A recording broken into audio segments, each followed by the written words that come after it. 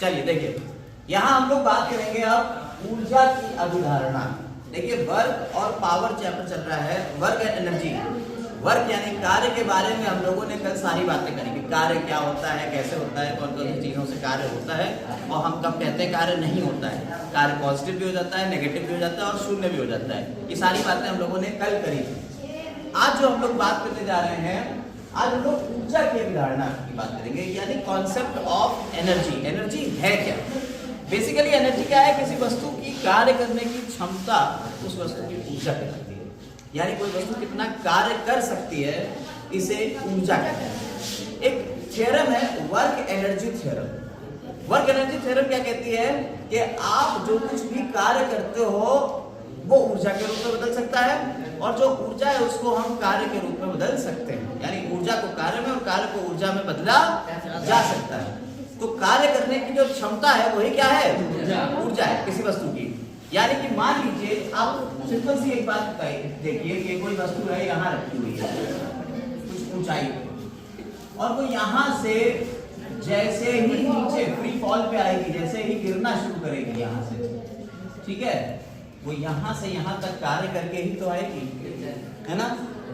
आप उसके अंदर कुछ ना कुछ ऊर्जा थी तभी तो उसने काम किया। वही चीज है ऊर्जा।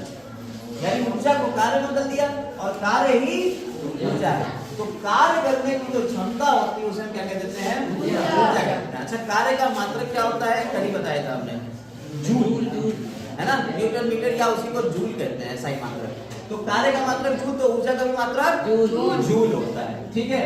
अब ऊर्जा के बारे में आपको समझ में आ गया ऊर्जा क्या है।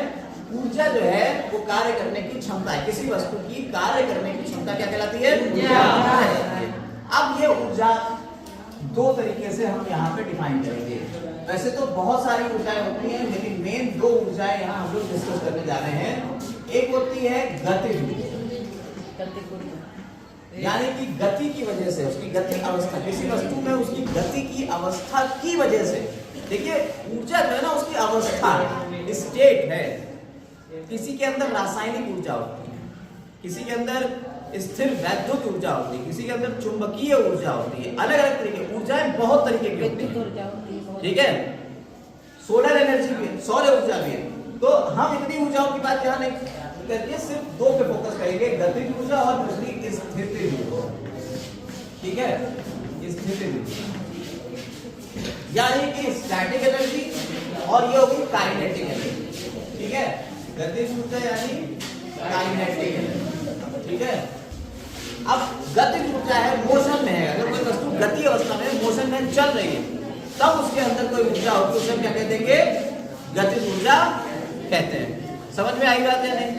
तो अब गतिज ऊर्जा के लिए हम एक व्यंजन बनाएंगे, व्यंजन स्थापित करेंगे, यानी कि फॉर्मूला ड्राइव करेंगे गतिज ऊर्जा। गतिज ऊर्जा की परिभाषा पता चल गई। प्रत्येक गतिमान वस्तु में उसकी गति के कारण कार्य करने की क्षमता को वस्तु की गतिज ऊर्जा कहते हैं, ठीक है। अब गतिज ऊर्जा का मापन देखिए, अब हम लोग जो बात कर रहे हैं तो गतिज ऊर्जा की माप की बात। गतिज ऊर्जा की माप यानी मेजरमेंट, कैसे हम मापेंगे कितनी गतिज ऊर्जा है, क्या है। तो गतिज ऊर्जा की माप क्या होती है कि कोई वस्तु अगर विराम अवस्था में है, उसे गति तक लाने में जितनी ऊर्जा लगेगी, या जो गति कर रही है उसे विराम अवस्था में लाने में जितना वो कार्य करेगी, वो जितना कार्य कर रही है, या तो विराम अवस्था से गति अवस्था में जाने में या गति अवस्था से विराम अवस्था में आने में जितना काम कर रही है।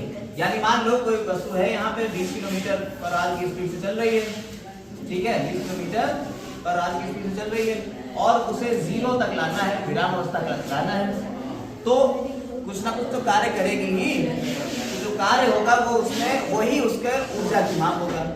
और ऐसे ही अगर वो 0 पे थी, 0 से 20 तक लाने में जो कार्य करना पड़ा, वो कार्य क्या है? वही उसकी ऊर्जा की माप है।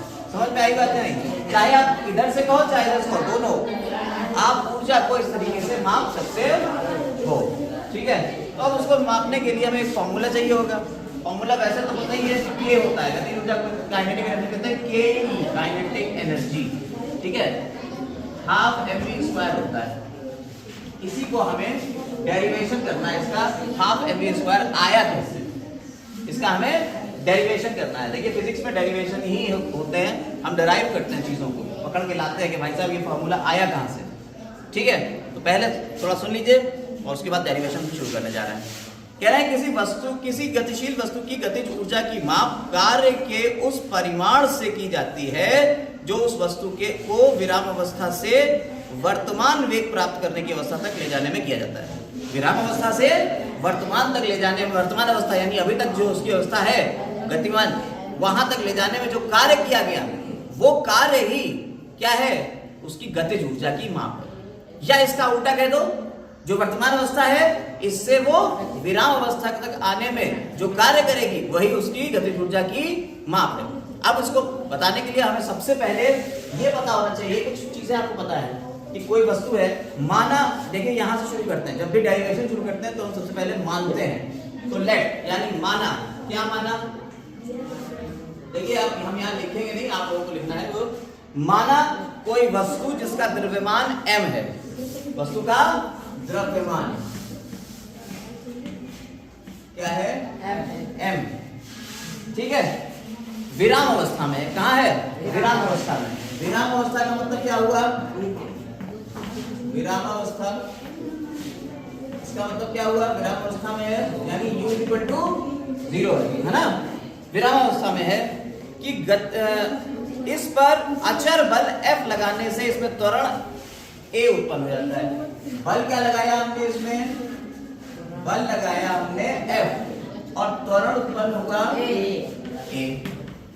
तो सिचुएशन समझिए, सिचुएशन सिनेरियो क्या है, माना कोई वस्तु विराम अवस्था में है, कोई वस्तु जो है जिसका द्रव्यमान m है वो विराम अवस्था में है, इस पर F बल लगाने से इसमें A त्वरण उत्पन्न हो जाता है। त्वरण कितना उत्पन्न हो जाता है, A त्वरण उत्पन्न हो जाता है। समझ में आ गई बात या नहीं, बोलो, सीन समझ में आया? Yes sir.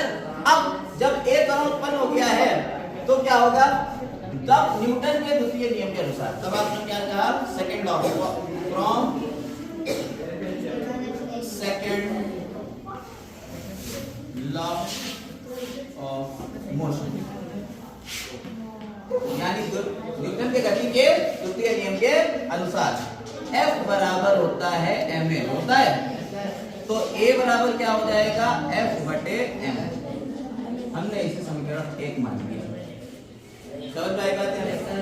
यानी कि हमने अपना डेरिवेशन फॉर्मूला बनाने, जो k is equal to half mv square है, उसे प्रूव करना है। उसके लिए हमने क्या करा, सबसे पहले हमने माना कि माना कोई वस्तु जिसका द्रव्यमान m है, विराम अवस्था में है, इस पर F बल लगाने से इस पर त्वरण A उत्पन्न हो जाता है, तब न्यूटन के गति के द्वितीय नियम के अनुसार F बराबर ma और A बराबर F बटे m। यहाँ तक बात हो गई, सेट हो गई बात, कोई दिक्कत नहीं। अब आइए, अब फिर से मानेंगे दूसरी शर्त। ये तो हमने एक बात प्रूव कर ली, A। अब दूसरी शर्त देखिए, दूसरी चीज देखेंगे क्या है इसमें, कह रहे हैं माना कि s दूरी चलने पर, अब ये चल रही है, कितना दूरी चलेगी, ये यहां से s दूरी चल रही है, यहां तक चलेगी, ठीक। माना कि s दूरी तक चलने पर वस्तु की चाल v हो जाती है, यानी u से अब वो कहां तक आ गई, v हो गई। अब इसकी चाल कितनी हो गई है, v हो गई, ठीक। समझ में आ गई बात है नहीं, वस्तु वही थी, s दूरी चल गई। s दूरी चलने में भाई आप जब बाइक पकड़ते हो, एक्सेलरेट करते हो, तो कहीं कुछ दूर चल के वो तेजी पकड़ लेती है, जीरो से शुरू करते हो, तेज पकड़ लेती है, तो कुछ समय बाद s दूरी जब तय कर ली तो उसकी चाल कितनी हो गई, v हो गई। गति के समीकरण, अब गति का समीकरण है v square is equal to u square plus 2as। तो पीछे वाला जो हमने बताया था वो न्यूटन का सेकंड लॉ था, गति का नहीं था, न्यूटन से सेकंड लॉ था, सेकंड लॉ ऑफ मोशन नहीं था, सेकंड लॉ न्यूटन का था। तो गति के दूसरा समीकरण क्या है, v square equal to u square plus 2s। अब u कितना है, ये तो 0 हो गया, तो v स्क्वायर बराबर 2as हो गया, ठीक। अब इसमें a का मान पहली समीकरण से उठा के रखें, पहली समीकरण हमने क्या बनाई है, a बराबर f बटे m अभी बनाया था, ये पहली समीकरण थी।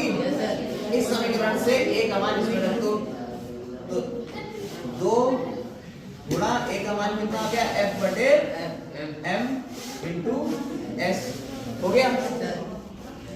इसको अब थोड़ा एडजस्ट करो सही से, v पर v स्क्वायर। अब इसे देखिए 2f इंटू एस बटे m हो जाएगा ये is equal to v square, यही तो होता है।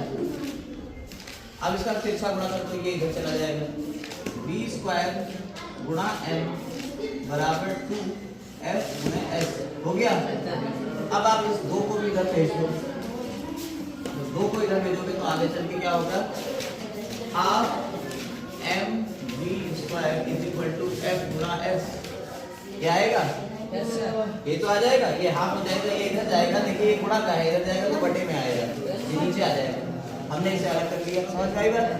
इसको पलट के लिखो f इंटू s बराबर हाफ m v स्क्वायर। ये हो सकता है, इसको ये भी तो लिख सकते हैं, या हम इसको ऐसे भी तो लिख सकते हैं, हमने ये लिख दिया। अब देखिए यही तो क्या है, f इंटू s क्या होता है, कल ही बताया था, कार्य है। यही तो कार्य है, और कार्य ही तो ऊर्जा के रूप में संचित हो जाएगा।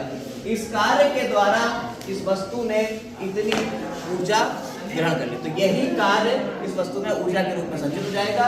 अतः इसे हम कह सकते हैं काइनेटिक एनर्जी बराबर हाफ mv स्क्वायर। सिद्ध हो गया? समझ में आई बात या नहीं? कोई दिक्कत इसमें नहीं? ये फॉर्मूला दिमाग में कंठस्थ कर लो, कक्षा 11 में बहुत काम आएगा। 9 में तो काम आ ही रहा है, लेकिन कक्षा 11 में बहुत काम आने वाला है। भाई साहब जो पहला आपका यूनिट होगी उसमें ये काइनेटिक एनर्जी का बहुत यूज है।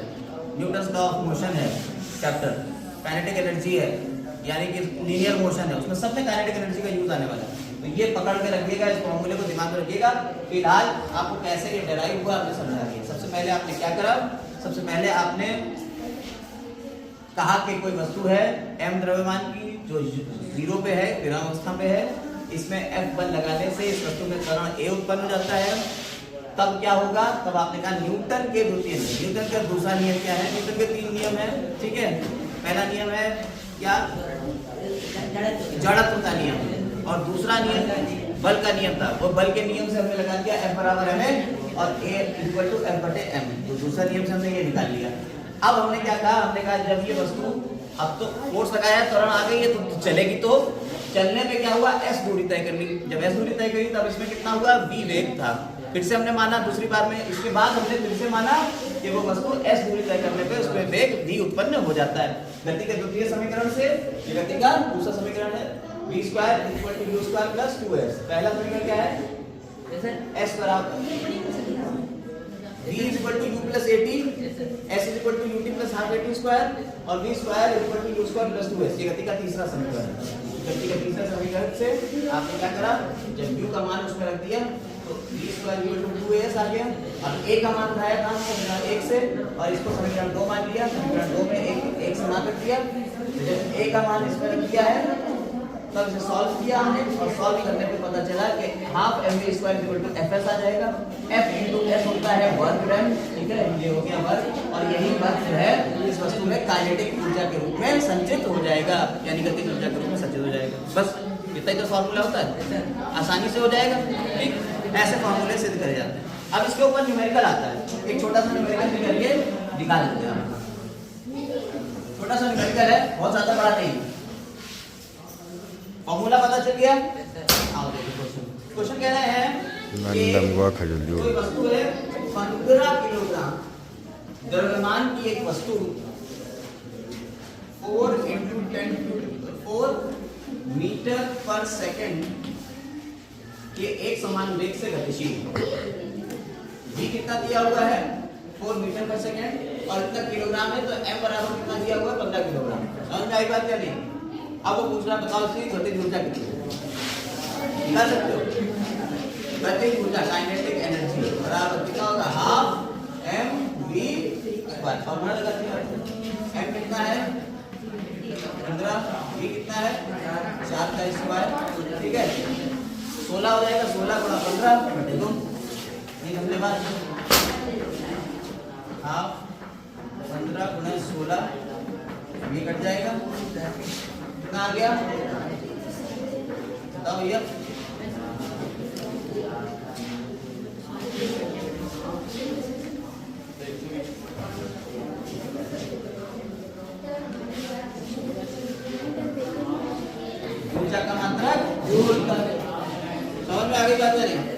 और जूल को अगर शॉर्ट में लिखना हो तो खाली जे, खाली छोटे में जे।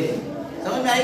इस तरीके से क्या निकाल लेते हैं, गतिज ऊर्जा निकाली जा सकती है। अब इसके अलावा बहुत सारी ऊर्जाएं और भी हैं, ठीक है, जैसे स्थितिज ऊर्जा हो गई, ठीक है, स्थितिज ऊर्जा हो गई। एक और ऊर्जा भी है, कौन सी स्थितिज ऊर्जा, वो मैंने आपको बताया।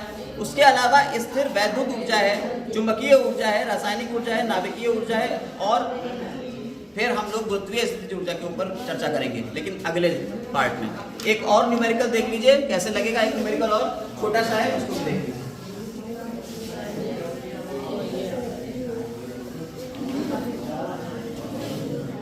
बहुत बढ़िया न्यूमेरिकल है ये वाला, इसको देखिएगा। कह रहे हैं कि यदि किसी कार का द्रव्यमान यानी कि जब भी आए तो m बराबर कितना दिया गया है, 1500 किलोग्राम। ये कोई कार है जिसका द्रव्यमान कितना है, 1500 किलोग्राम है। तो उसके वेग को 30, वेग कितना है, 30 किलोमीटर प्रति घंटा से इतने से उठा के कहां तक ले जा रहे हैं, 60 किलोमीटर प्रति घंटा तक बढ़ाने में कितना कार्य करना पड़ेगा। इसका वेग कितना था, यानी u प्रारंभिक वेग दिया हुआ है इतना, और अंतिम वेग यहां तक v कितना दिया हुआ है इतना, यहां से यहां तक ले जाने में कितना कार्य करना पड़ेगा। क्वेश्चन समझिएगा, कोई वस्तु है या कोई कार है, ठीक है, एक कार है बढ़िया सी, एक कार बना देगा, ठीक है, इसका वजन कितना है, 1500 kg। इसको यहां पे जब ये चल रही थी तो इसकी स्पीड थी 30 किलोमीटर पर आवर, 30 की स्पीड से चल रही थी, और बढ़ के कितनी हो गई इसकी speed, 60 kilometre per hour. Car तो वही है, कार तो वही रहेगी, कार का फोटो कैप्चर होना है,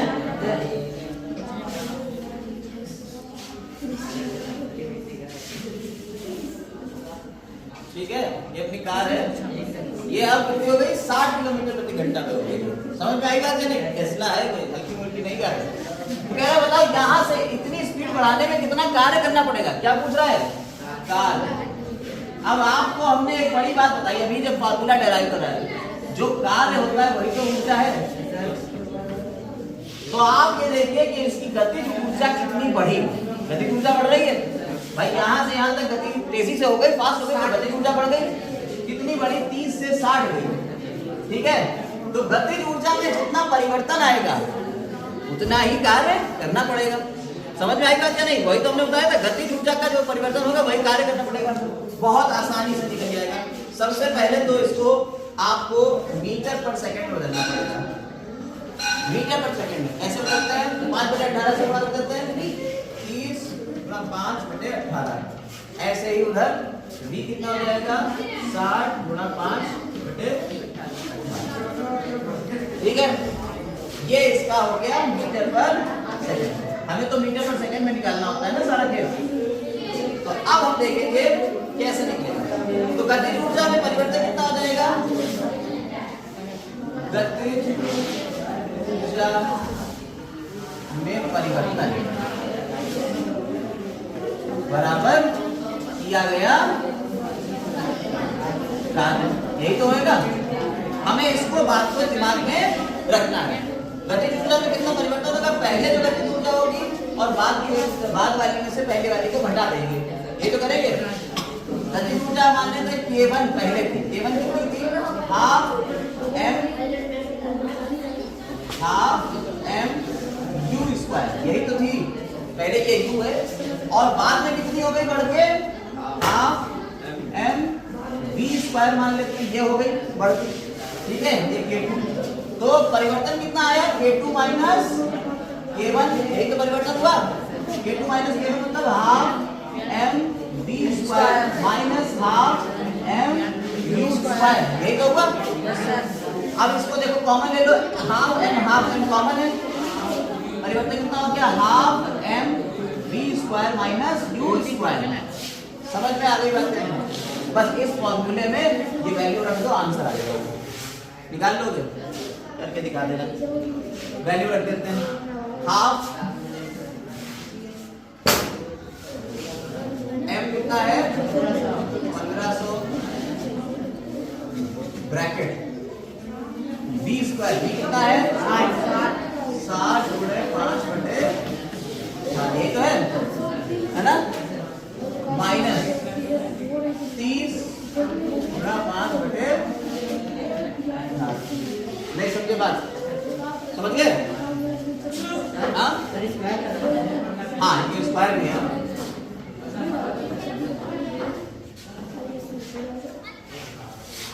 ठीक है बताइए वैल्यूज रख देंगे अब मेरे पास तो सारी सॉल्व है हमें क्या करना है सॉल्व करके बता देंगे आप अपना करिएगा इसको निकालिएगा ठीक है देखिए इसका वैल्यू जो आ रही है वो आ रही है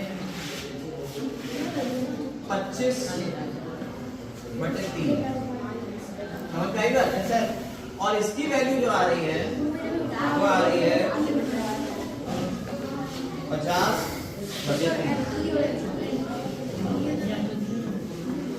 ठीक नहीं समझ में जब दो ब्रैकेट होते हैं तो भाई 15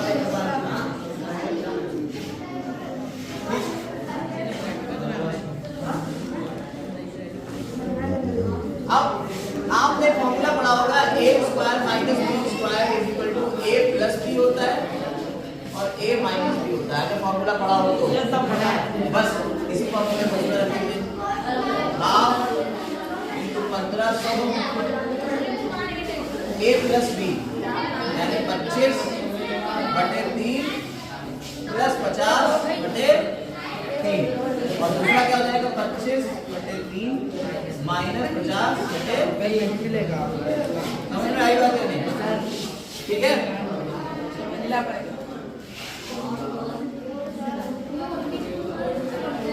इसकी वैल्यू 50 है इसकी वैल्यू 30 वाले की 25 आ रही है ठीक है तो यहाँ पे 50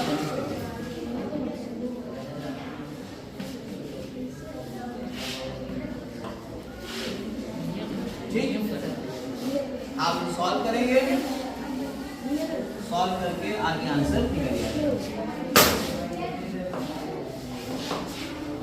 पहले तो इसे काट कर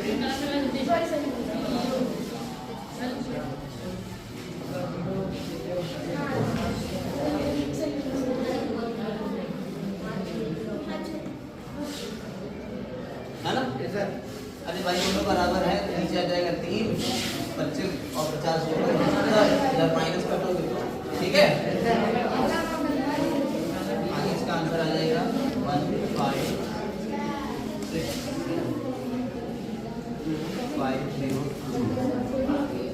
काइनेटिक एनर्जी मान लो या कार्य मान लो बात एक ही है चाहे वर्क हो वही काइनेटिक एनर्जी कितना समझ में आई बात क्या नहीं ऐसे निकलेंगे काइनेटिक एनर्जी के क्वेश्चंस और सॉल्व ऐसे किए जाएंगे आज के लिए बस इतना ही